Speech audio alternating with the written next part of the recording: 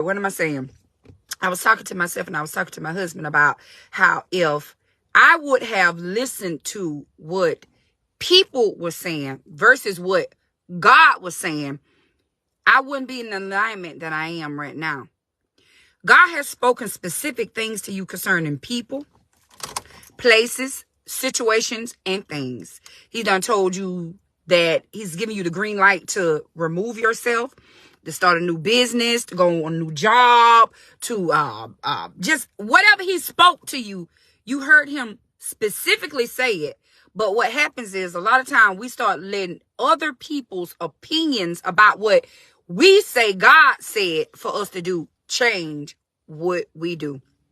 So I can remember when I was in my second marriage, I used to ask my husband at the time, the prophet, how do you know you hearing God's voice? Like, what does God's voice sound like, right?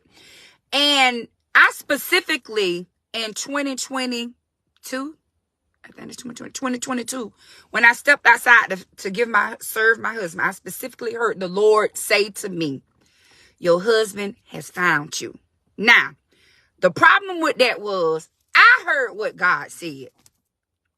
Nobody else heard what God said. And nobody believed that God told me that. They thought, number one, that I was being hot in the pants, which I was not, because I had done tried to get my flesh back in order because it was all over the place prior to that. And I had a specific conversation with the Lord, and he answered me.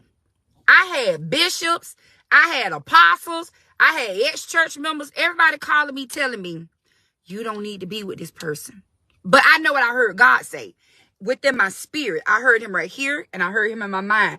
That was, I've heard him prior to that, but it was a loud, audible voice that said, your husband found you. Now, there were several times, and I tell people this often, I questioned God in this process, because when we ask God for something, I was asking God for specific things, right? When it showed up, it didn't show up the way I thought it was supposed to show up, because to me, I'm looking for I said I need somebody that's going to cover me.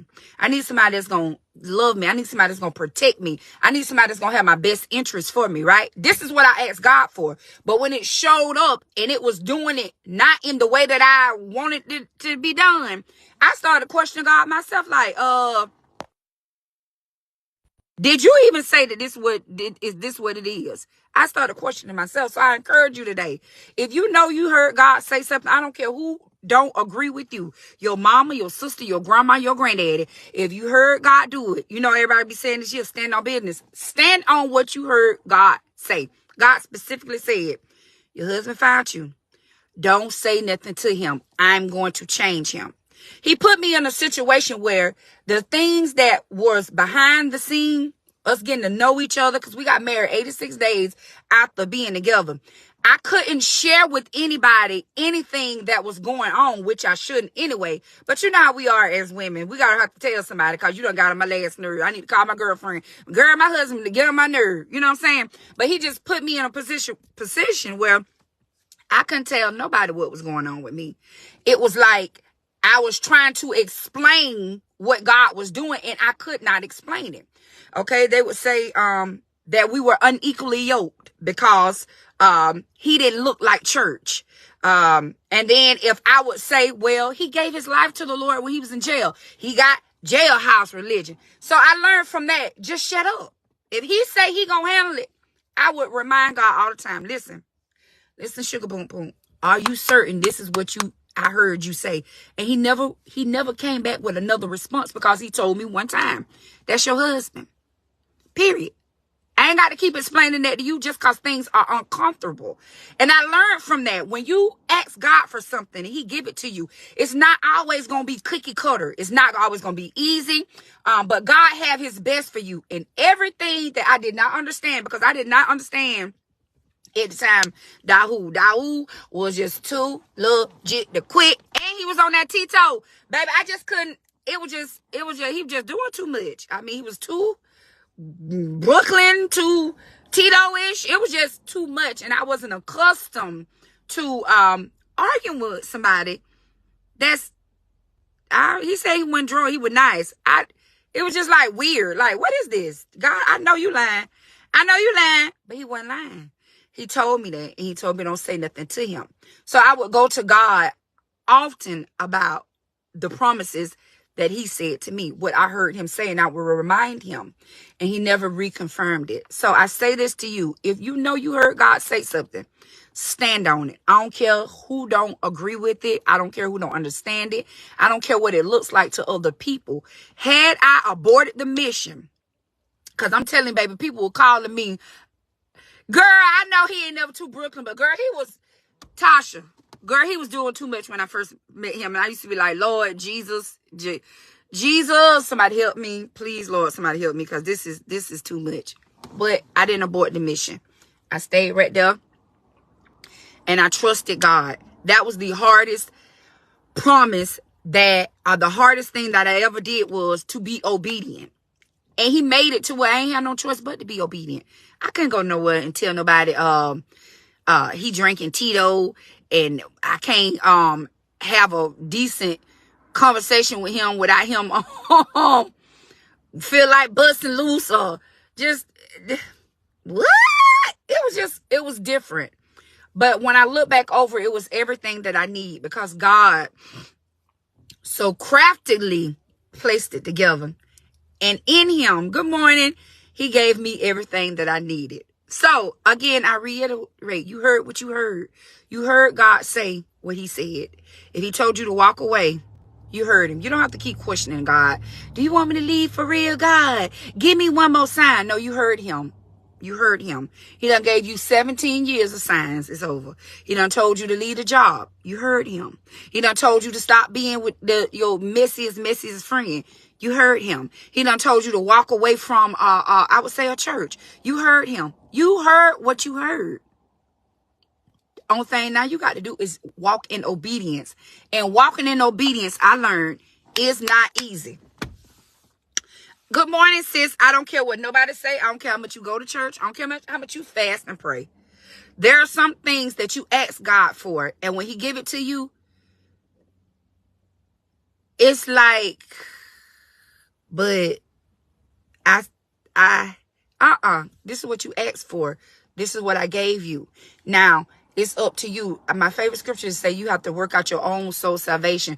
There's some things that you're going to have to work out. Everything I'm going to fall in your lap beautifully like a present, and you just unwrap it, and then whoop, there you go. No.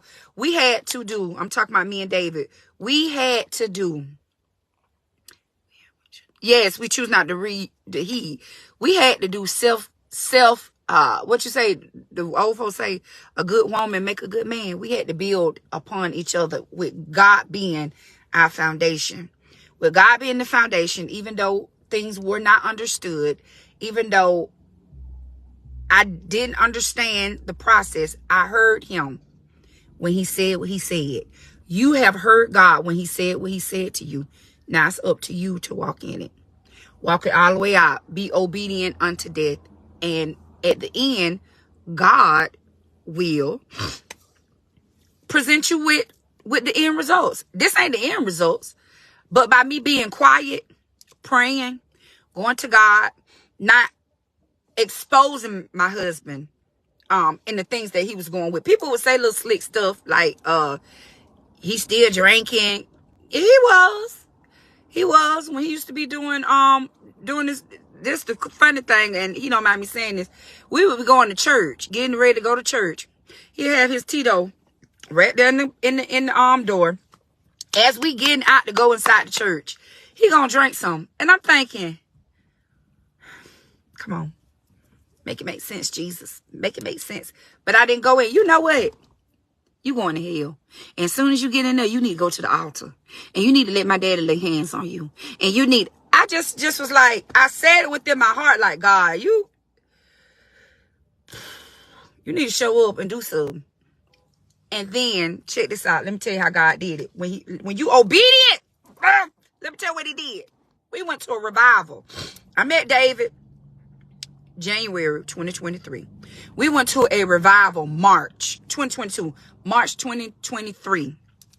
The man of God didn't know nothing about David's situation, but he started to give his testimony of how he was a drunkard and how God delivered him. And when he was talking, I was like, shut your mouth. I hope he receiving this in Jesus' name. Got in the car. That boy said, that was so good. But guess what he did? He got his Tito and started sipping on it. So I'm saying to myself, you talking about this so good, but you still drinking. Then still wasn't allowed to say nothing. Just praying. Praying on the way we talking about, on the way home, we talking about church service, because he always loved the Lord. And he did give his life to the Lord when he was in prison. But he was in a backslidden state. I specifically told God to send me someone who had the heart of God. Yes, who had the heart of God, not just going to church. And that's what he did. God was the one that processed him. It was that next Sunday. The ritual was, I told y'all, when we get in the car, he gonna have his Tito's. We get to the church, he gonna drink his Tito's, and we gonna go inside. He gonna record his wife singing, and we're gonna go home. We get out of church, we gonna have to go to the liquor store. He must was going out the door while I was singing or something and drinking. I don't know. But anyway, we would have to go to the liquor store on Sundays, which was so embarrassing to me. That was so embarrassing. But I still didn't say anything like, well, you know, you're wrong. I would take him. And I'm like, this ain't it. This ain't cool. Sweet baby Jesus, this ain't cool. And I don't like it. You're going to have to do so. Long story short, that March, the man of God said that following Sunday. Good morning. Thank you. That following Sunday, we got up. We went to church. We got in the car. He did not have Tito. And I said, I ain't going to say nothing. We got out of church. Rolled by the liquor store. I said, I ain't saying the mumbling word, because there has been times where we go get in the house. He'd be like, I forgot to go to the liquor store. I said, I ain't going to say that. So about 6 o'clock that evening, he said, you ain't noticed nothing? I said, I've been noticed it, but I just went for to speak on it, because I just was trying to see what God was going to do. Before I start celebrating, I need this, you see what's going on. He said, when I woke up this morning, the Lord told me not to drink no more. And one thing you better know about Deacon Love, if he say God told him to do something, baby, he dropped it cold turkey. When I say he dropped it cold turkey, after we got married, Deacon Love started working at Pick and Save, making $9 an hour. Transitioning from being about that life to making $9 an hour, bringing home $180. He was so proud, and I was so proud of him. He went from there to Diablo's, and now on to another job, because he said God told him to come up out of that, right? Come up out of that. He did that, okay? So go back to the drinking. He said, the Lord told me not to drink no more. I said, he should have been told you that, but I wasn't trying to be funny. But I was like, he should have been told you that. Hello, somebody. So he said God told him to stop drinking. He stopped drinking. And he did not pick up no more. And he worked at Diablo's, where he used to not only drink his Tito's, but margaritas. I've never drank, and that wasn't my choice in. I ain't no type of person that had to have wine coolers and stuff like that. So drinking just don't get me. But he used to be drinking his Tito's and with some margaritas all day. So, you know, when he come home, he is spicy. I'm talking about spicy, honey. So, he was saying he was at work. He wasn't even enticed to mess with the margaritas. So, I was like, that ain't no small victory, because he drunk so much. In my mind, good morning, Jamila, I felt like he was going to have to go to rehab, because ain't no way in God's creation he was going to be able to not do what he was doing, because it was so, you know what I'm saying? So I thought he was going to have to go to a detox center or something. God delivered him, and he walked in his deliverance. Then we started talking about, you know, the him saying bad choice words, you know. He had a whole lot of them. So I would say, you know, babe, maybe you should try to say Fuzzy Wuzzy was a bear and Fuzzy Wuzzy didn't have no hair, or sit your asparagus down, or like try to find you a way. Go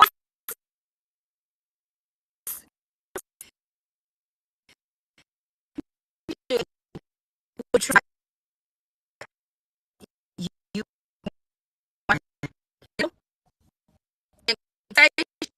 just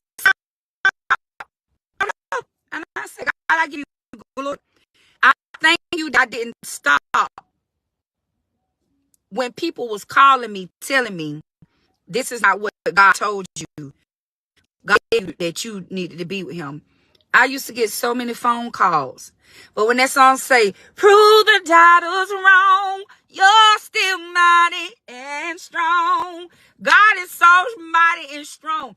He proved the doubters wrong by me being obedient, by me not getting feelings.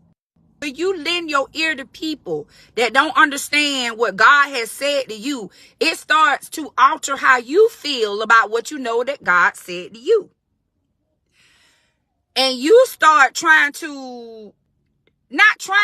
it's not really filtered. And whether you like it or not, you start acting out what people are saying about your situation. Not subconsciously, but your mind began to change about what you know you heard God say. I specifically heard him. I know I heard God. I know I heard God say that's your husband. The process of getting from A to B was not an easy one for me. And it wasn't an easy one for him. What God also showed me in this situation was a lot of time we like to point out other people's sins and hewn on the fact that somebody else got a problem. But those same people with those problems will be the same people that help deliver you from your problem. And I had a problem. I had problems with S. I was letting people walk all over me. I was being just being too nice to the point of unto death. I needed to get some more order with my kids. It was just a lot of things that I needed help with that I didn't feel like I needed help with, that God sent someone in to cover me and to help me. But at the beginning, I didn't understand the blanket because I know I needed to be covered, but I was like, can you give me more like Snow White or the Cinderella covering? Because this is too Brooklyn Heights. I can't, but don't stone me, Brooklyn people. It's too something. This something. It's just too something. I don't even know the word. It was just too something. It was something. It was something. So I'm saying all that to tell you this: whatever you hear God say, stand on it. I don't care what nobody say about what you heard God say. He said your husband found you. They said you unequally yoked. They said he a drunk. They said he a thug. They said he got gold teeth. They said he don't do nothing but cuss. They said he been in jail for 19 years. They said. But what did God say? He said, leave him alone. I will change him. So that means he need no help. And I really wanted to help him because a lot of the things were feeling uncomfortable to me. Look what God said. And they said it, baby. They was emailing me. They was texting me. They was calling me. They was stopping me in the grocery store. One woman of God stopped us in Walmart. And this is when we first started. Now, when we first started, he was really thugged out, baby. I'm talking about gold teeth, 3 gold chains, sagging. He always been, had a lot of style, and he just always a fresh ninja. She stopped us in Walmart, and the look that she gave me and the look that she gave him of distaste, like, ugh, how dare you? Ugh, why is you talking to him? And man, I'm trying to introduce him to her, and she looking at me and then looking at him like, I said, okay. That hurt my feelings that day. It did. And I said, God, prove the doubters wrong, 'cause you're still mighty and strong. So fight this battle for me. Help my unbelief. However it go. That hurt my feelings. I'm like, Lord, I'm trying to introduce my man to her. And she looking at him like he's the scum beneath her toes. So, from that, I learned, don't be running up in these saved folks' face in no grocery stores and no Walmart. And sweep around your own door. He said, yo, what's up with this lady? I'm like, calm down. You cannot be beating up the apostle. No, sir. We'll never live that down. If you beat up the apostle, you can't do that. But he got offended too. Then now look what God has done and is doing. God did that. I'm talking about did that. So I'm excited. I'm glad that I didn't abort the mission. And I hope that you don't abort the mission. Jamila, he wanted to fight the apostle in the Walmart. And back then, baby, you couldn't even